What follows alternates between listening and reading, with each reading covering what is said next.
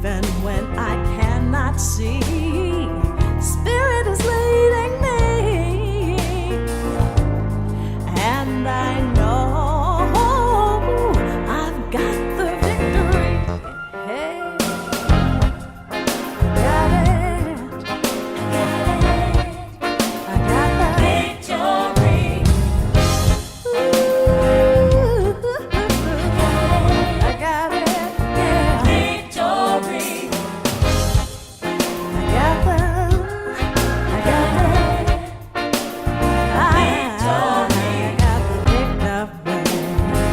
I got the victory. Now you know sometimes we think that we know it all, but God has got a plan. So even in your darkest night, hold on to the light, and please know, you've got the victory. I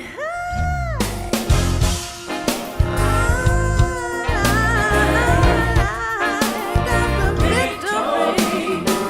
I got it, got it, got the victory. I got it in my heart. I got the victory on my job. I got it in my family. I got the victory in my relationship. I got it. When I pray every day, I got it. When I walk, what I talk, when I practice, what I preach.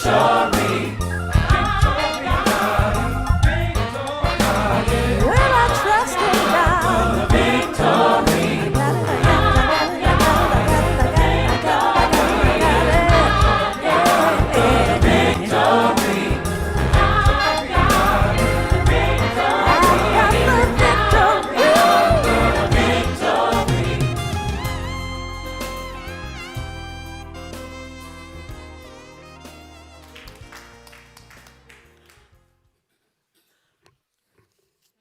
Good morning, heart and soul.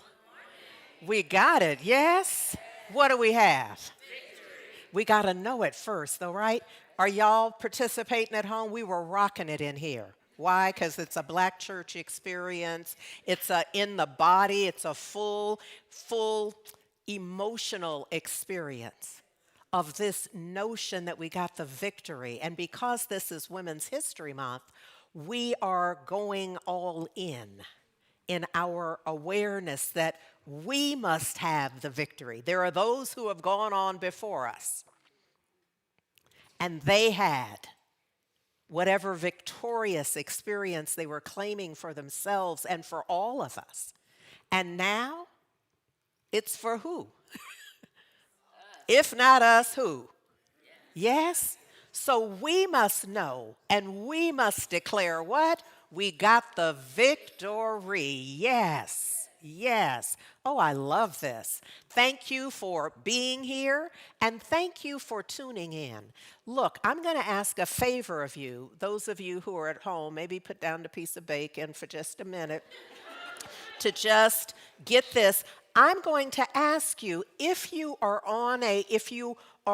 with us on a device where you can get in the chat, to get in with us. What happens, and this has been on my mind of late, sometimes I invite you often or implore, really encourage you to come in. And it's because the community, the shared experience is very different. I mean, I'm grateful that we have this as an option where you can hang out at home or wherever you are with whomever, and you can have this shared experience. But baby, let me just tell you, it ain't the same. So if you can, if this is all that you can do, I am so grateful that this is an option, and I'm celebrating you. And if for whatever reason you cannot tune in live with us, you can always catch it later on YouTube or Facebook. But let me just tell you, being in here in the moment, it's different. Now, I'm making that up for y'all. But let me just tell you, it's different for me. So I wasn't really asking for them. I was asking for me because it's very different. When I am looking eye to eye and heart to heart, I make the best of our setup. But when you can be here and we can be in this together, I think it's okay for me to tell you this because I think most people know this, that the talk changes based on the energy. So if you are, the message just does. Because the message is not like some universal message that's just made up and we just give a message no matter whoever's here, whatever they're doing.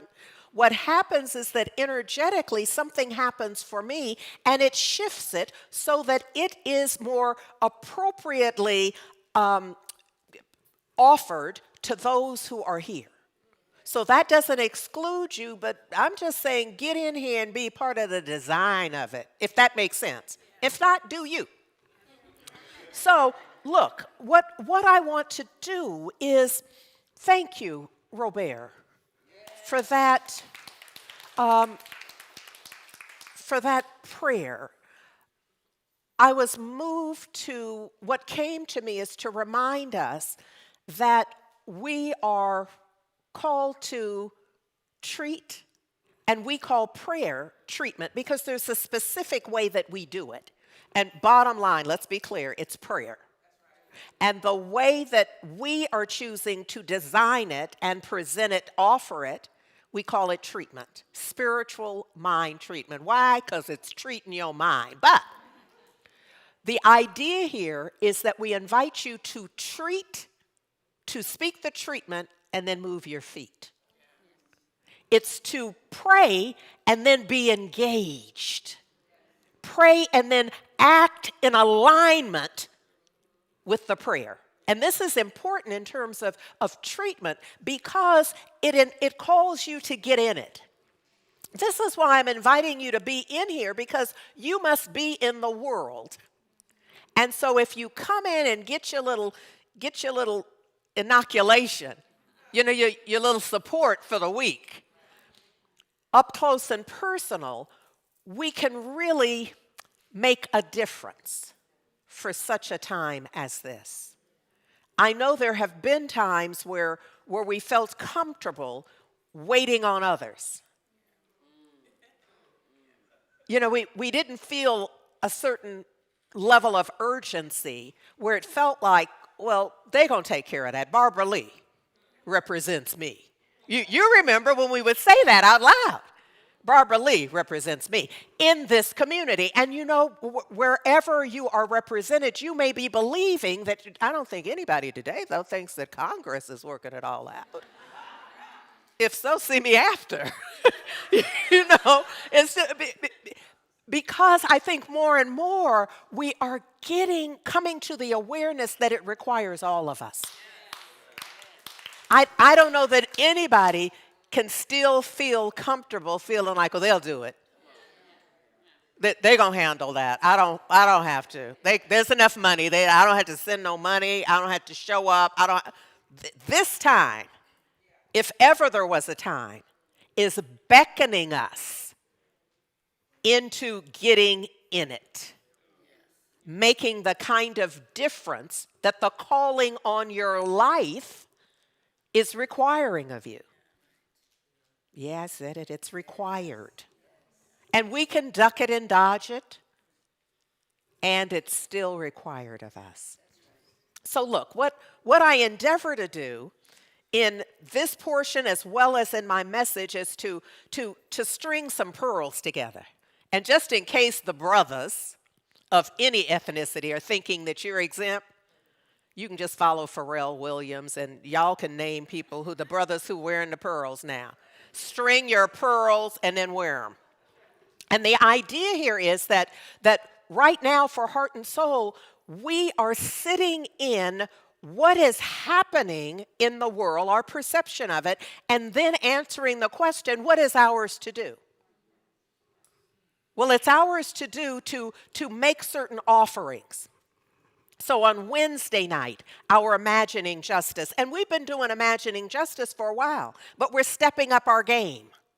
We're stepping up our game. Let me say this. Very often in my ministerial life, there are folks who will say to me, but I don't know what to do, and I don't have what it takes, all of that. And I'm like, get thee to Imagining Justice. Get thee to a class. Get thee to a prayer session. Get thee to whatever it is you need so that you can bolster your sense of self so that you can do what you're called to do. Fear is debilitating. We cannot afford to hang out in fear and doubt and confusion.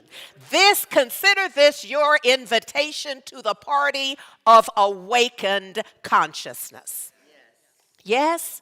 So that you can discern. And nobody's expecting you to do it all by yourself. For example, on this Wednesday, Imagining Justice is focused on when faith becomes action. Get thee to Imagining Justice. It is virtual. So you just log in on Zoom and get in on the party. Then the first Wednesday in April, my dear friend, Reverend Dr. David Alexander will be a part of the dialogue because they have been doing the book read of his book, Freedom from Discord. You don't want to miss it. David is a co-conspirator. He's my only white male friend that I ever said, you need to be on the board. Meaning back. He was done, and I'm just exposing it, just said, look, we need you. I need your heart. I need your voice. I need your co-conspiracy engaged in this. And I'm so grateful that he was willing to step in and make the kind of difference for the time that he did. In that, is this making sense? Yeah. And so there's also, yesterday we did our Path to Membership experience. In about 6 months, there'll be another one. And so consider that if getting into this energy of community is a piece that supports you. But here's an important piece. Principles of Successful Living. Principles of Successful Living is a class that's coming up. You already heard the announcement if you were here on time. I'm just saying. But if you didn't, allow me to say that there is a class coming up. And the tuition for the class is $200. Now, some of you would be like, Principles for Successful Living for $200, I'm in, no question. Somebody else could be what? Clutching their pearls. And so I've come to disabuse you of the idea that it's going to require that you absolutely pay that immediately. I'm saying don't let the money get in the way. It's more important that you get the benefit of it. I need you to hear me. It's more important that you get the benefit of being, now I'm not playing. Don't come in there for session 1 and then come back for 4 and then decide, this ain't that. Get in and stay in to get the full benefit. But let us know if the $200 feels like right now it's outside of your budget, then let's work it out. Yes? So it is education at something. Suzette gave it. So somebody's going to put it in the chat and they're going to let me know what it is so that at the end it will be included in the announcement. So if you need a different kind of arrangement, talk to us. This is too important for you to sit at the curb and just feel like you've been isolated or excluded from it. This is my invitation to you to get in so that you can get the full benefit of this, yes? And then have some fun. Get into the Friday night, which is community for the game night. And get into the stand-up and the improv and comedy class. So just get in so that you get the full, so that your life is more balanced. Is this making sense, y'all? Yeah. And here's what I also know. I'm holding one of these red cards. We have them out in the foyer here. And these cards, the first line here is you have constitutional rights. Here's what is so important to me, to heart and soul as well, is that there are those folks who are living in such fear they are not coming out because they are afraid of their status and what it means. What they need to know is that they have some rights. I don't know the difference it will make to them. But what I want is for heart and soulers to be empowered to say, there's something else here. Take one of these and then feel your way through it, rather than joining the pity party, rather than joining in fear and doubt. Yes? Yes, to support folks. There's also referral organizations that will support folks. Nancy? They're in a number of languages. They're available right out here. So certainly the one I'm holding is in English. And this is the one in Spanish here. But we have them in a number of languages, Portuguese and number of languages, because folks have different native tongues here. And to have it in their language so that they can feel confident in taking a position that somebody told them they could take, but this spells it out. And let me just tell you, you could tell them all they'd have to do is slide it under the door, hand it to the officer, and not say a word, because they have the right to not have to respond, and just hand them the red card. Yes? Yes, we're stringing pearls, y'all, so that we get it right. Look, what I want to leave you with in this moment is that God always says yes. My dear sister, Talani Kennard, wrote this song a long time ago, and it was one of my favorites for a long time. It still has that special place in my heart. And part of the lyric is, if you're not living the life that you choose, God gives you the power to order your steps. Believe in yourself. Your success is at hand. Know that your very breath is spirit. Hold tight to God's unchanging hand. God always says yes. Takia Franklin and Christian.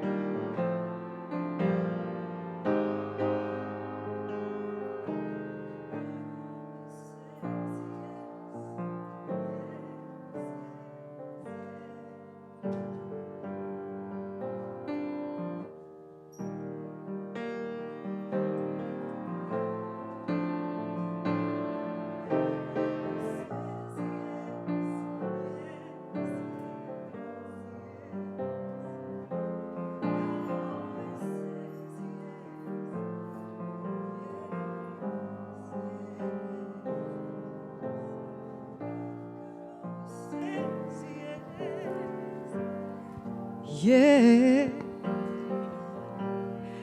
always says yes.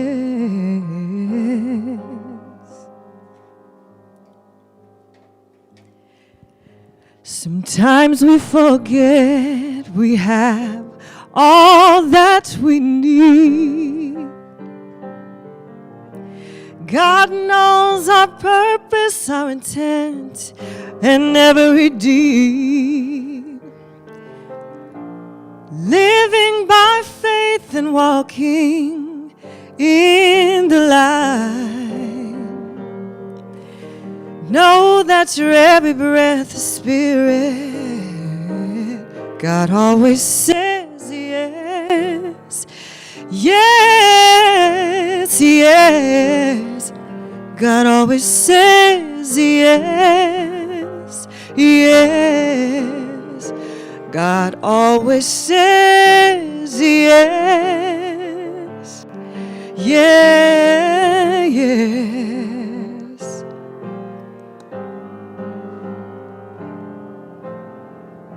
Sometimes we forget we have all that we need. God knows our purpose, our intent, and every deed. Living by faith and walking in the light. Know that your every breath is spirit, keeping love in our sight.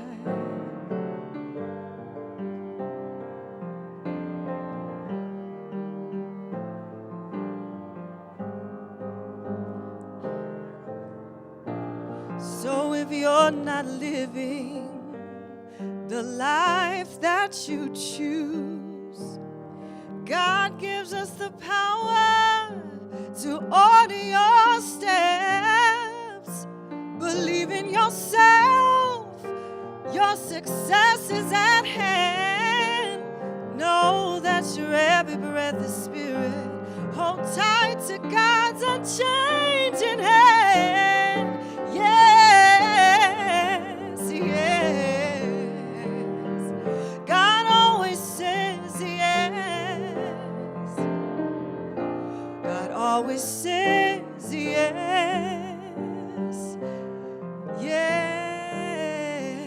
God always says yes. So if you're not living the life that you choose, God gives you the power to order your steps. You have to believe in yourself. Your success is at hand. And know that your every breath is spirit when you hold tight to God's unchanging hand. God always says yes, yes. God always says yes. God always says yes. God always says yes. God always says yes to joy, says yes to peace. God always says yes to abundance. God says yes to what you think. God always says yes to love. God always says yes to peace. God always says yes to joy.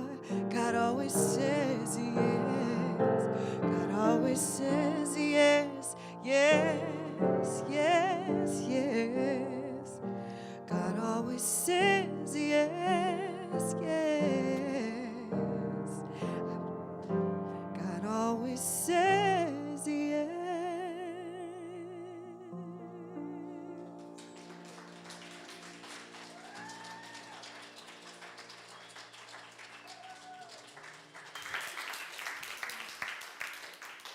Remind me of Christian's last name, please. Christian Conway on piano. Takia Franklin. Thank you. And thank you to Lonnie. God always says yes. Quick tag back, the email for if you want to be in the class and you need some special arrangements, get in there quickly. You're about 10 days out from when the class begins. Do not wait till the last minute to get it and then have a little complex thing. Yeah, just do it now and let's get it handled. So it's adult ed. It's adult edu. Spelled out, adult edu at heartsoulcenter.org.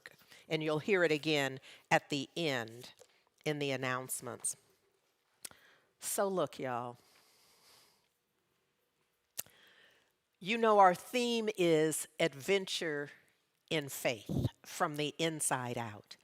And all of the women that I have called into our presence so far during women's history are those who are exemplifying this idea of being willing to live in the adventure, if not live as the adventure. Through all the difficulties, all of that, I'm just going to tag back a little bit because I'm building something here. I'm stringing these pearls. I got all kind of little metaphors at the ready here for us. But look, so we began with Jane Fonda, who in her SAG acceptance, her Screen Actors Guild, Lifetime Award reminded us that we are right now in a documentary moment. Now, Jane Fonda has been a co-conspirator for forever, meaning willing to get into the fray, to speak truth to power, being willing to use her privilege in ways that support people, humanity, yes? Especially women and folks of color. So she said, just to push the envelope, would you have been brave enough to walk the bridge, the Edward Pettus Bridge? Would you have been able to take the hoses and the batons and the dogs? And somebody could say, well, it doesn't matter because somebody else did. But what's your version? So somebody did that, so you can do, certainly not kick back and not even know history. That could not be what the invitation, that could not be why all of that was done so that we could be in ignorance and pretend bliss. It couldn't be that. She also reminds us that this is not a time to isolate, that this is a time to be in community so that we can do whatever it is that is to be done together. That's why Heart and Soul exist. Lord knows it was not, I've never had a wish to just be a minister and lead a church. Never have I ever asked for that, ever. I don't think next lifetime I'm going to ask either. But look, it is the calling on my life to create an invitation for community. So together we can do what my sister Susan Taylor says, link arms and aims. So that we come together and do what none of us can do by ourselves. And we're some creative people. So there's a lot that we can do individually, but if in fact we make it a priority to link arms and aims, and I'm going to say hearts, there's so much more that we can accomplish with none of us falling out. Yeah? So that's what I think that Jane Fonda is offering us. And Ella Baker reminds us that she felt her major job was getting people to understand that they had something within their power that they could use. Every Sunday I stand up here, I'm doing my best to creatively say that and to show you examples that within you, how is it that they could have it and you not? Now that may be the lie you're telling yourself. That they can do it, and then we stage a whole thing like why they can do it, like you know. But instead I'm saying, come to an awareness of if they did that, then maybe I can. Start at a maybe. Get in where you can. Maybe I can. And then begin to test it. Take whatever steps are required of you to begin to test this theory that you can do it too. There's a power within each of us, and each of us can use it. It is foundational to science of mind. It is foundational to the amazing contribution that Sister Ella Baker made. Harriet Tubman, Mother Harriet, that's all I'm going to say. It's just Mother Harriet. It's code for everything. It's code for get up and do what you are called to do because it makes a difference. What you do will awaken somebody else. And that will awaken somebody else and somebody else and somebody else. Your legacy will be formed out of you awakening to your truth and living it. Does that make sense? Yes. All right, y'all. Fannie Lou Hamer, who said, what I really feel is necessary is that black people in this country will have to upset this apple cart. And in truth, it's everybody. Everybody who's willing of any ethnicity, color, nationality, all of that, will need to be invested in shifting the status quo. That's what the apple cart is. It's the status quo. It's the way that we get used to it being, and in our getting used to it, we begin to give up. we begin to say things like, well, that's just the way it is. And I'm like, stop it. Because what are you doing? You're affirming. You're affirming, you're declaring, you're using the power of your word, the power of your spirit to do something stupid. Ish. When you could use those same vocal cords, that same awareness to declare an outcome that you actually desire, an outcome that you'd be willing to invest in. And instead, you're investing your power in what you don't want and what most of the people you know and love don't want.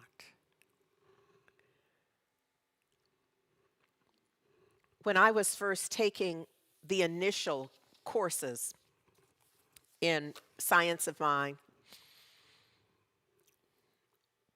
one of the sayings was that we were learning to understand, especially in practitioner training, how life gets to be the way it is. This is why I encourage you to take classes, because classes kind of being engaged in this study kind of slows it down enough so you can observe it more clearly, more accurately. Does it make sense if I say it like that? So you begin to, you cease this is just the way it is, and this acceptance of how it's been. And instead, the classes, the classwork, the instructors, the environment, the community environment that we create supports you in taking a closer look at what's my role in this. Life is, come on, Mother Harriet, help me here. It wasn't that you changed enslavement. What you did was recognize that you didn't have to be enslaved.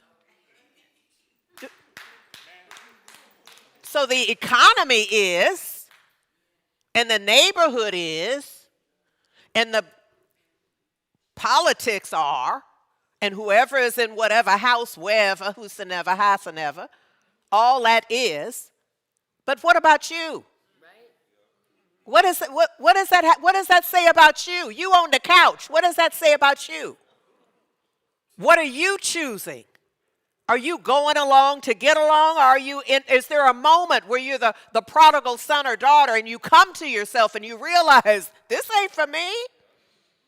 This is not why I've come to live life in this time. My life has a different calling on it other than the metaphor of being with swine. Accepting the status quo, just taking whatever is and saying that's just it and I must adjust. Now there may be someone for whom this is like too much, but this is why community can work. Because we can give you a safe place until you can get the courage. Until you can, as my mama used to say, straighten up your spine enough so that you can participate. This may not be the day you can do it. There may be too much on you. You may be weighed down by some other stuff, but see, in community, somebody will have your elbow. You know what that's like when you feel like you're going down and somebody gets you, you're like, oh, thank you. Or maybe you can't even say thank you yet because you're so in it. I'm saying there's something there for each of us. And for the ones who are all right, for the ones who have risen up, they've overcome some stuff, and they are ready for it. Move to the front, will you? Move to the front. Help light the way. Because there's some folks in the back here who can't do it, and we're going to have to bring them along. But if you're not in community, if you're not playing the full game, then we either have to stay behind to caretake, or you get left. Or you just make up that they left you. I'm wanting to interrupt that. Yes? Yes. So look, our sister Susan Taylor offers that understanding is key to this because it moves the spirit to wisdom and love. You know, to me, it harkens to the season of nonviolence. It's having bringing something else to this. Because if we're not careful, we'd just be living off of anger. We would just all be screaming at the top of our lungs. And I'm not saying that that's not where somebody is and they don't have to work through that, but I'm saying that's not a movement. That's not a movement. Just crying and howling and carrying on, that's not a movement. You may need to do some of that. But as soon as you get your tissues and wipe and rinse your face, I'm going to need you out front. I'm going to need you to, I'm all right. Where you need me? Does that make sense, y'all? This is a call. It's a call to heart. She says that all of that is required for the possibility of healing. And that's who we want on the front line, those who are healed. You know, during Black History, we had, as the display back here, this, beautification, work that out, because we had kind of replicated the sit-ins, the lunch counter sit-ins. Yes. And you know that training was you sitting there while somebody poured stuff on your head. Or while somebody pushed you and whatever, because otherwise, you know, it would have been a straight up brawl. You pop somebody, they're like, oh, I've been waiting for this.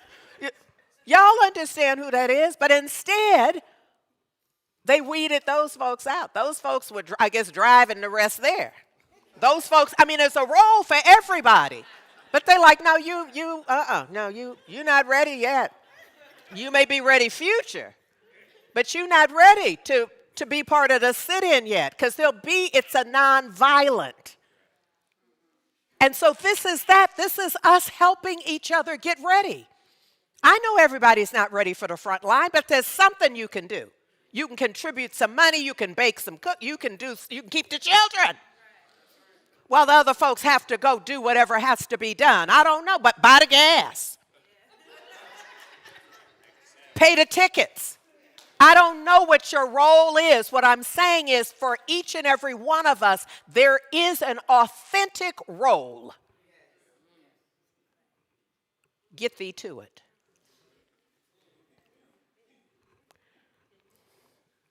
We talked about Pauli Murray last week. I didn't nearly have enough time, and I went overtime.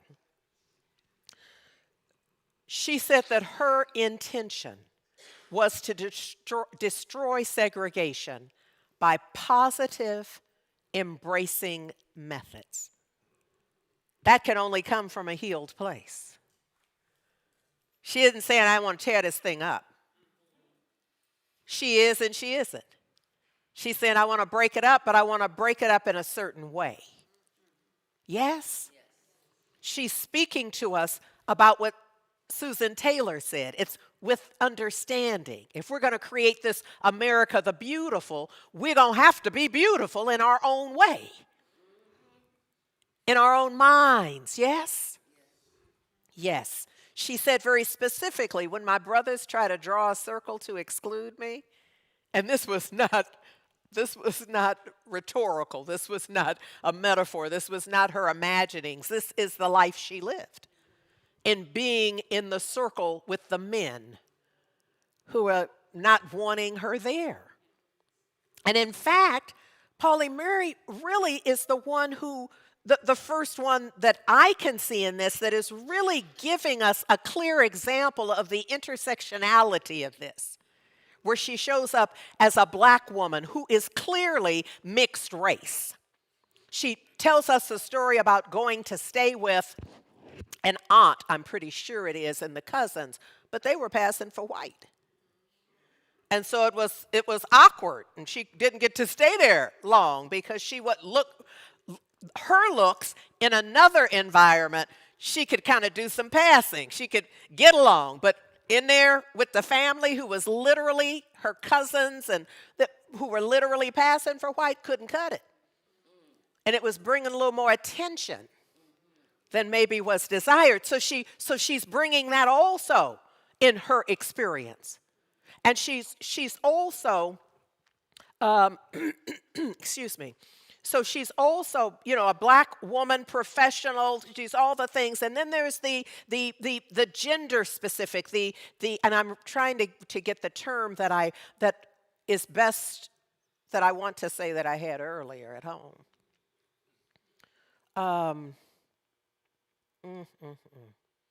The fluidity, I want to say, of her gender presentation is how I have to say it now, because the terminology that I want to use is escaping me. So she's presenting all of that and her own feelings about all of that. And so while we know that there were those women who were not included, were not welcomed, let me say it that way. There are those black women who were not welcomed in the civil rights movement. Now, their work was welcomed. Let's be clear. There's never been a question about whether the work was welcome. They were not welcome because they were women. And I think the reason that many people are like, Pauli, who? Is because not only was she female, but her gender, her presentation of who she is in gender was very fluid. So there were those times when she dressed like, looked like, felt more male, and presented accordingly.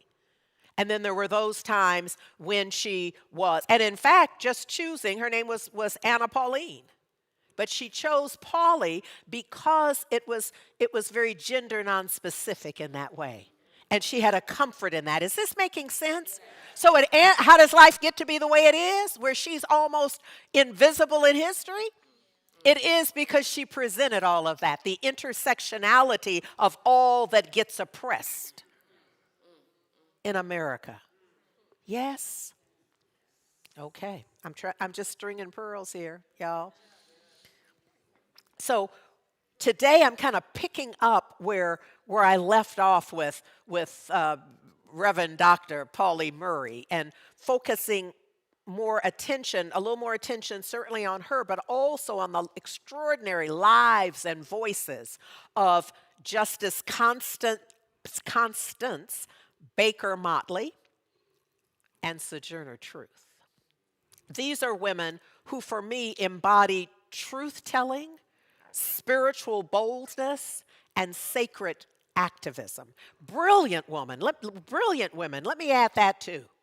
No slouchers in the bunch at all. So through a powerful metaphysical lens is where I want to go. I want us to see them. I want us to see their work. But whenever I am sharing with folks about when I'm reading biographical sketches and such, it's not to just entertain you with folks. I'm wanting you to see yourself. See, what I know is there are those of us who have a sense of, but what can I do? How can I help? Can I?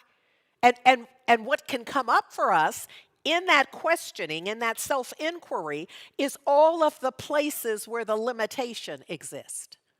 Oh, well, here's why I can't do that.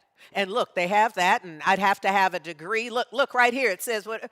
But I'm sharing with you about folks who when you really hear it with your inner ear, with your heart listening, you might see yourself.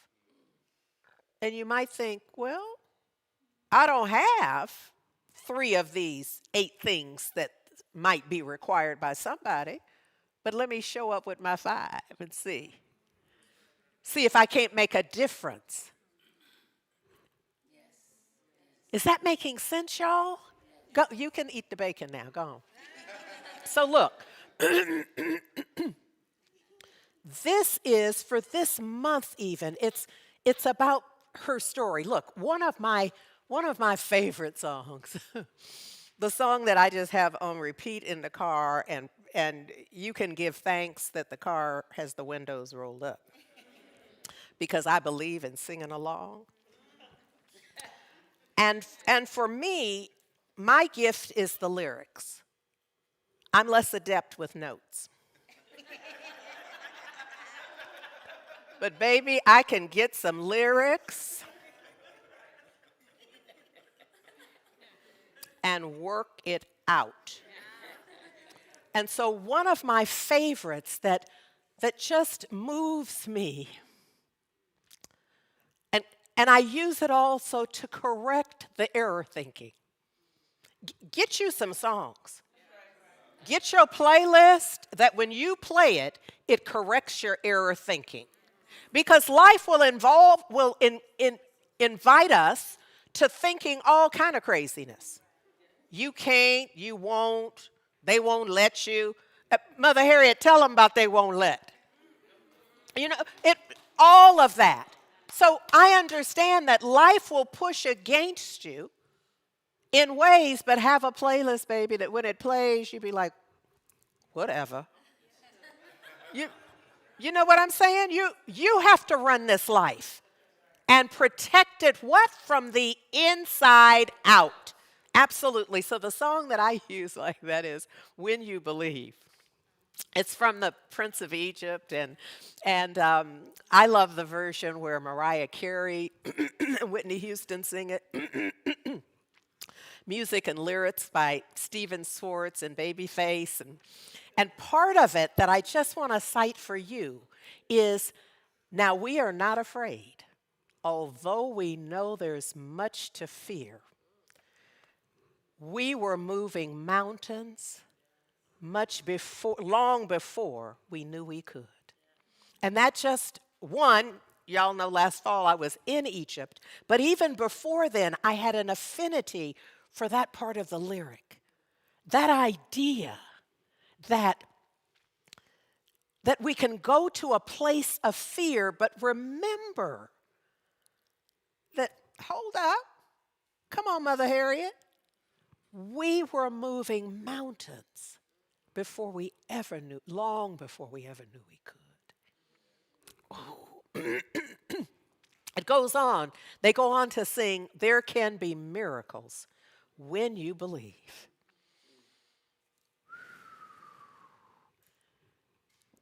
Do you see that relationship, though?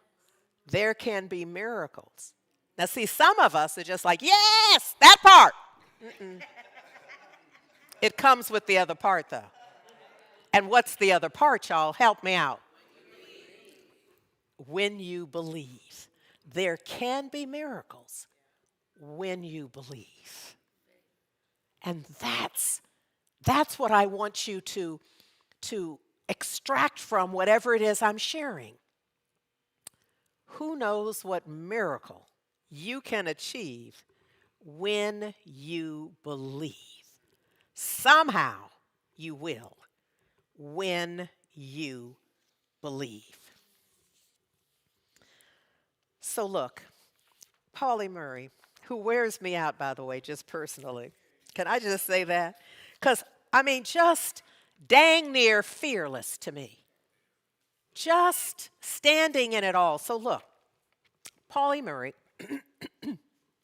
when Justice Hugo Black retired from the Supreme Court, Pauli Murray wrote to President Richard Nixon to propose replacing him. Now, do you see? I need you. Yes. Oh, I'm. Well, okay. Now I'm curious. Okay. All right. The one before this? I'm as cute. Now I'm off and I'm part of the group. Oh, that comes next. See, Deb was trying to tell them, don't just do what they say do. That's called anarchy. So look, just up here. Yes, we'll get there. I need some patience. So look, in 1971, when Justice Hugo Black retired, left the Supreme Court, Pauli Murray, who wears me out for this. So she wrote to President Richard Nixon to propose replacing him. She says, by the time this letter reaches the White House, literally, I'm reading from which I know you cannot see clearly, probably. I suspect you will have announced your choice to fill the vacancy left by Mr. Justice Hugo L. Black's resignation. Since I do not expect you to see this letter, it does no harm to amuse your administrative and secretarial staff as it passes up and down the line on its way to the wastebasket. I am therefore about to do something which may be unprecedented in the history of the USA, to apply to you as my potential employer to fill the vacancy on the Supreme Court of the United States. My mother would say, if you don't think you can, ain't nobody else gonna think you can. So she says, in aid of my candidacy, I submit my biography and resume with the notation that as of September 13th, I was named the first Stolberg Professor of Law and Politics at Brandeis University. Wouldn't you think that would satisfy me? In doing this, and of course it's rhetorical because it didn't, because she's writing. In doing this, I would like to be completely open. I'd like to compete openly and fairly with all other candidates for this position, and therefore permit me to make the following disclosures. I am a constitutional lawyer whose specialty is human rights. 2, I'm a Negro woman, 60 years old, and have a good heart, according to the findings of Dr. What's-His-Name in cardiology after rigorous cardiac test. My health is otherwise very good, except for the normal wear and tear deficiencies of one in her 60s.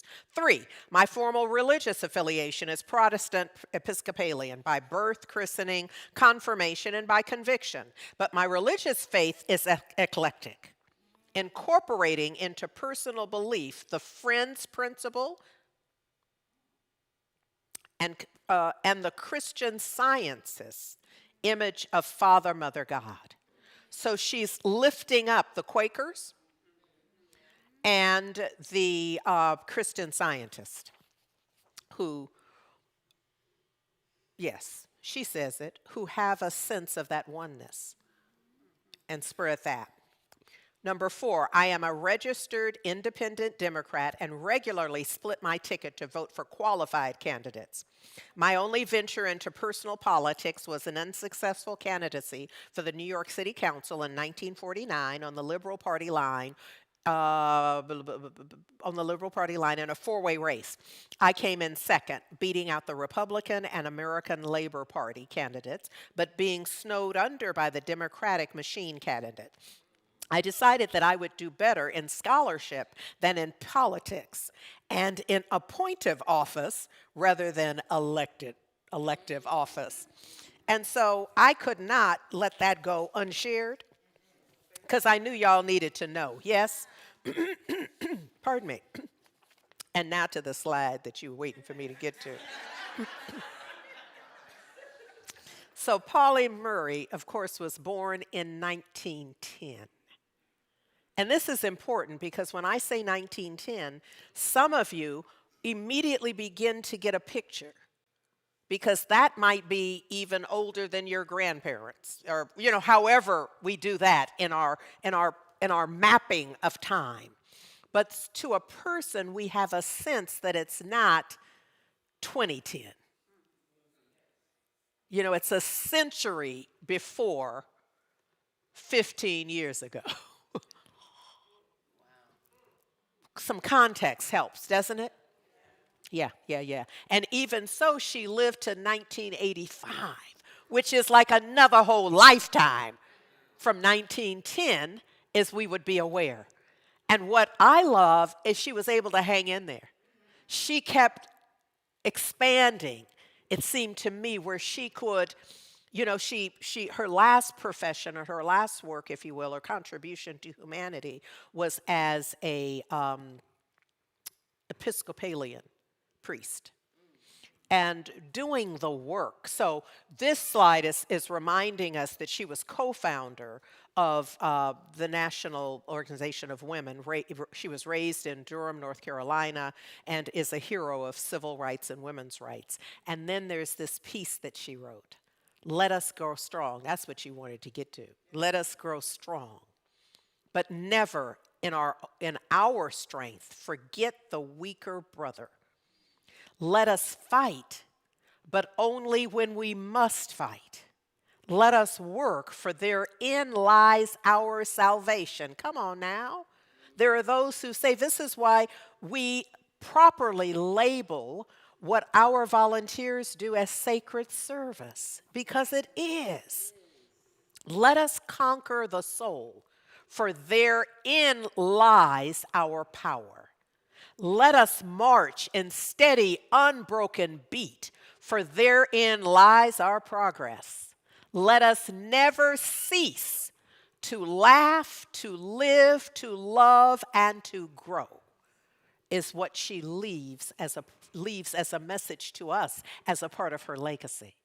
So do you see in that what I was saying to you early on about how Heart and Soul is trying to line up the opportunity so that we get in there? We have the family night for the fun and the laughter, and certainly the stand-up will get us there, but there's also the opportunities to get involved. IJ offers us that, to get in there and march and fight and be a part of the outcome that we desire. We all have the outcome in mind, and a lot of us are hoping somebody else will do it without us chipping in, helping. Can we stop that as of today? Can this be the week where when we look at what we want as an outcome, we see ourselves contributing to that outcome? I'm going to ask you personally to have that be true for Heart and Soul, that you see yourself contributing in some way, both in giving of your time and your talent and your treasure, but to get into it and be a part of it, participating in things, leading something, helping it all along. Yeah? Excuse me.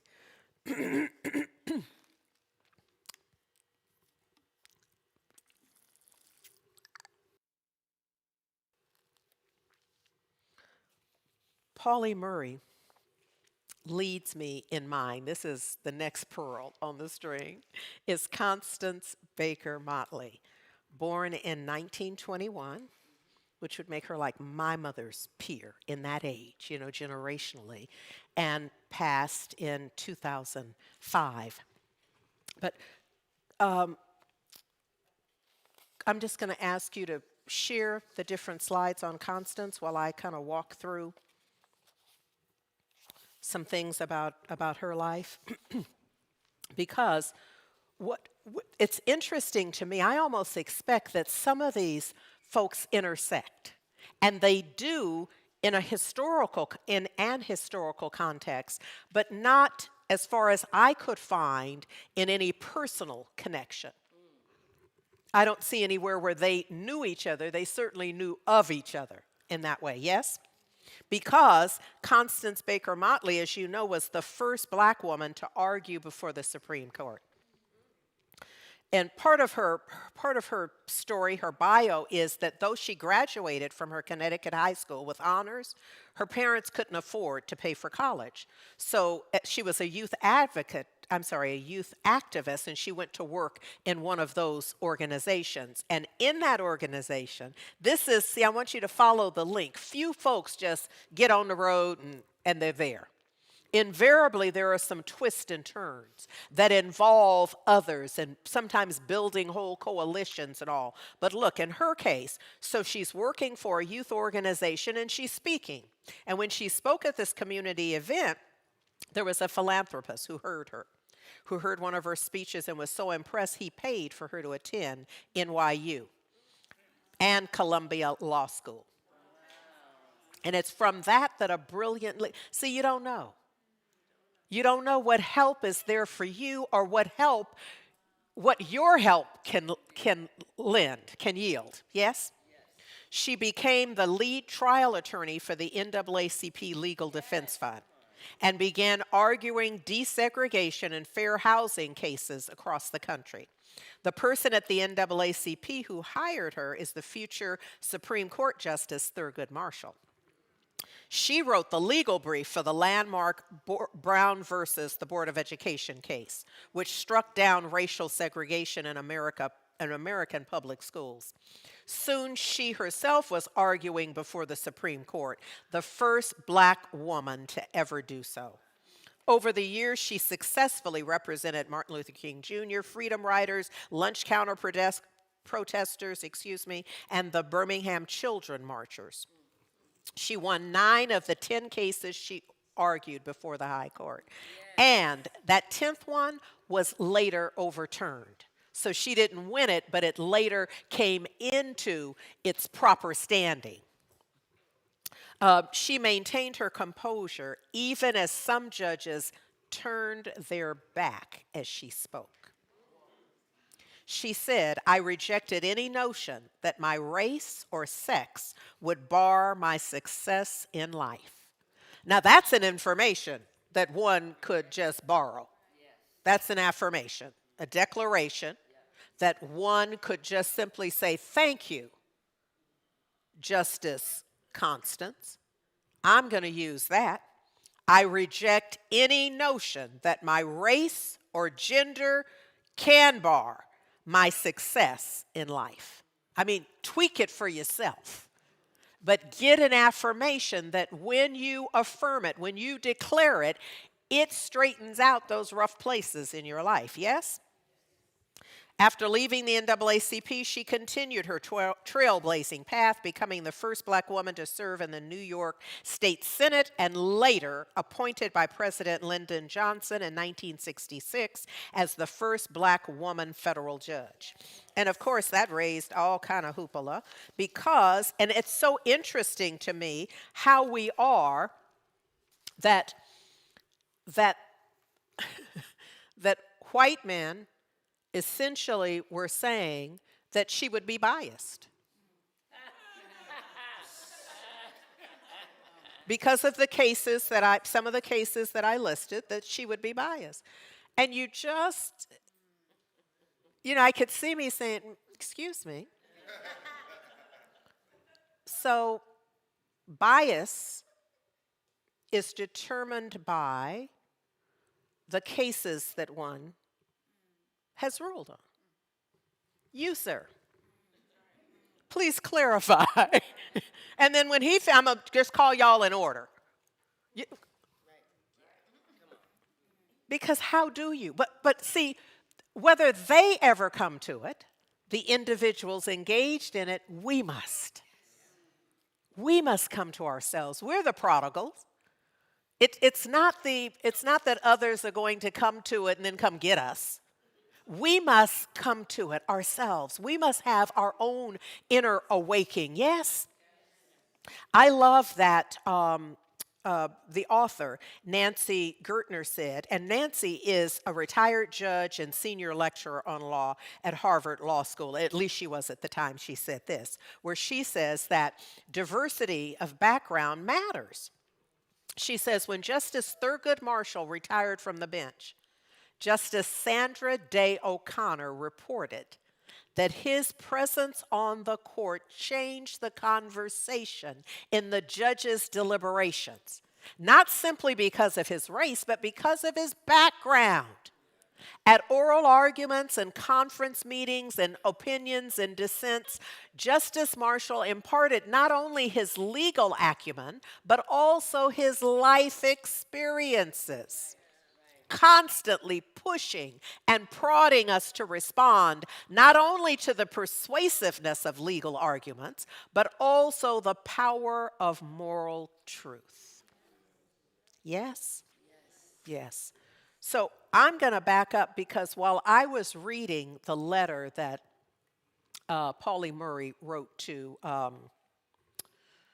Richard Nixon, on that very slide, we were able to do a little math here, and we realized that about 50 years later, we're now moving to a point when our beloved sister, Justice Ketanji, is being nominated or moving in that direction. Yes, towards nomination. So I'm wanting us to remember that everything is not going to happen on our watch. But if we don't plant the seeds, there will be no harvest. So we may not ever be able to eat from the tree. But there are those who need to. But no one will if we don't plant it. Yes? Yes. So by the time that our Justice Katanji was sworn in, none of them were there. Pauli wasn't there. None of the folks I've mentioned, other than Susan Taylor and Jane Fonda.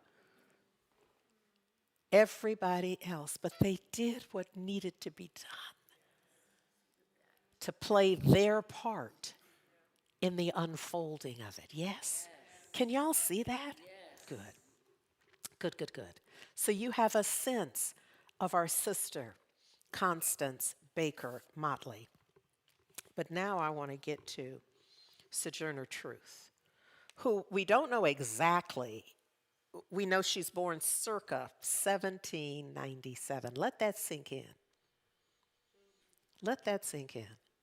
Because sometimes when I hear someone born during that time, circa 1797, if they did anything out loud, I'm gasping and clutching my pearls. Like, she said, what to who?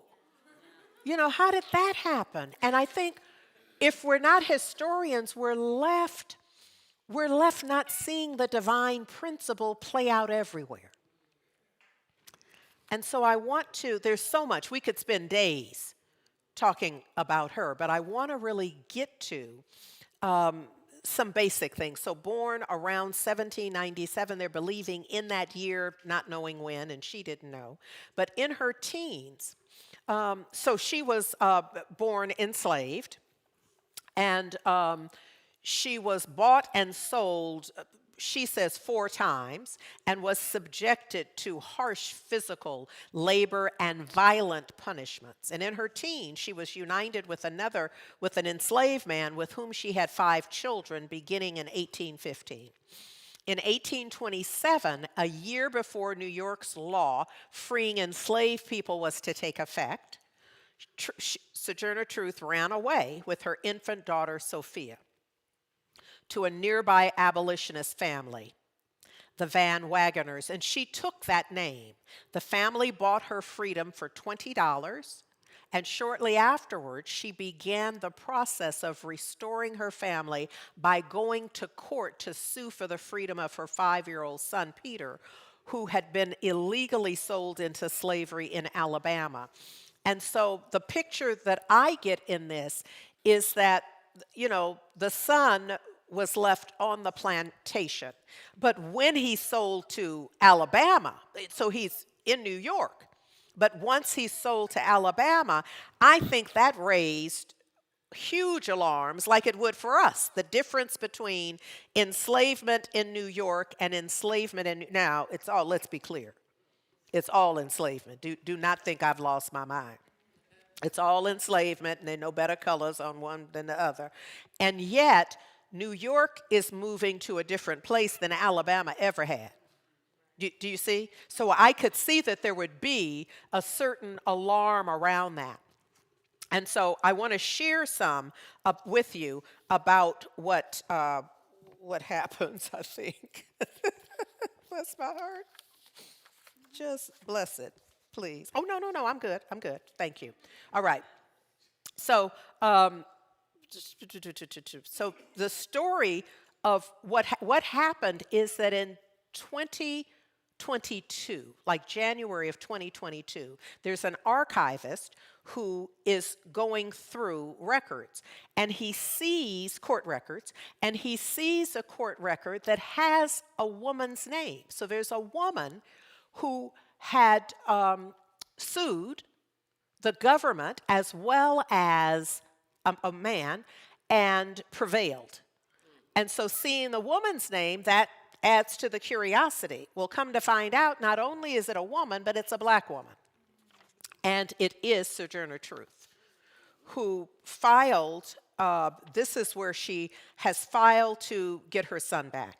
And so we literally see the court records, all handwritten, of course, from 1828. The case is the People versus Solomon Gedney, and they show her historic legal victory because, first of all, women largely were not, it was infrequent, unusual that a woman would be suing men, and certainly not a black woman who had been enslaved.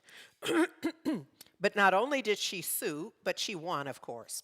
So these newly discovered court records from just a few years ago, it includes the writ of habeas corpus, and her deposition, the enslaver's response, and the order of the court.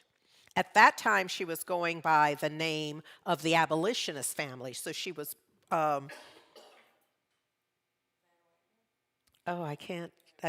it left for me. So Van Wagenen is that name. Okay. So it said that she delivered a powerful deposition in court, and the judge ruled in her favor, declaring, and I quote, "The boy be delivered into the hands of his mother, having no other master, no other controller, no other conductor but his mother." Yes. And this, of course, shattered legal norms, you know, and her mark and her signature is an X. Sojourner Truth leaves us with this: life is a hard battle. Anyway, if we laugh and sing a little as we fight the good fight of freedom, it makes it all go easier. She said, do you see the pattern? That you got to be holistic. You got to be well-rounded. You can't just be mad and transform the world. That's not how it works. That's not the energy from which transformation is formed. She says if we laugh and sing a little as we fight the good fight of freedom, it makes it all go easier. I will not allow my life's light to be determined by the darkness around me. I'm going to ask that we affirm that together. I will not allow my life's light to be determined by the darkness around me. Now, ordinarily, and so it is, ordinarily, you know, we would rewrite it so that we don't have the negative. But my sense is that is so powerful in stating it's a get thee behind me kind of moment. Yes?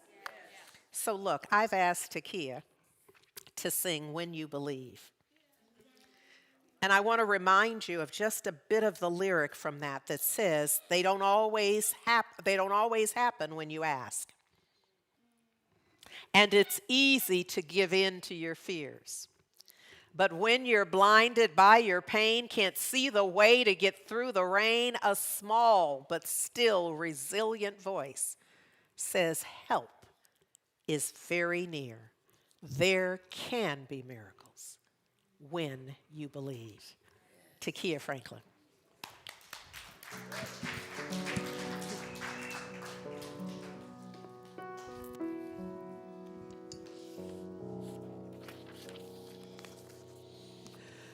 Many nights we prayed with no proof anyone could hear.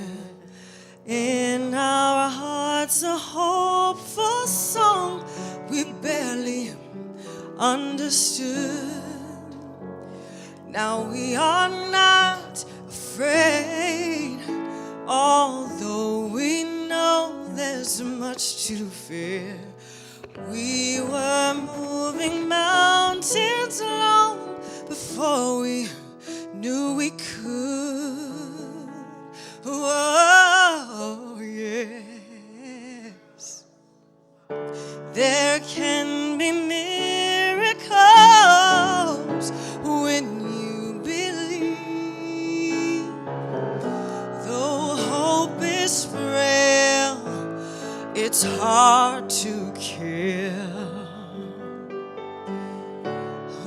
knows what miracles you can achieve when you believe somehow you will when you believe.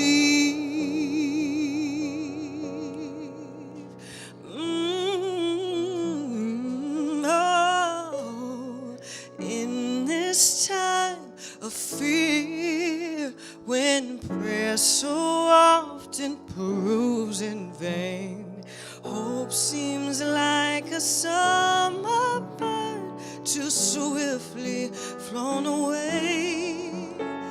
Yet now I'm standing here, my heart so full I can't explain, seeking faith and speaking words I never thought I'd say.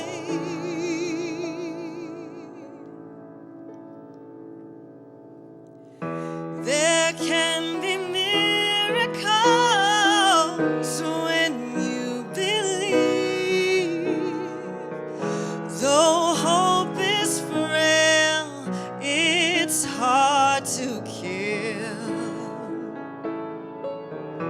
Who knows what miracles you can achieve when you believe somehow you will when you believe.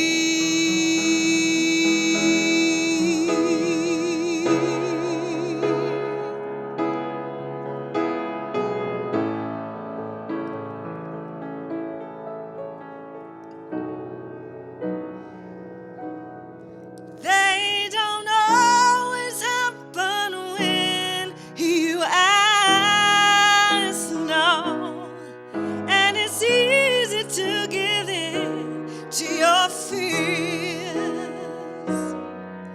But when you're blinded by the pain, can't see the way through the rain, a small but resilient voice says help is very near.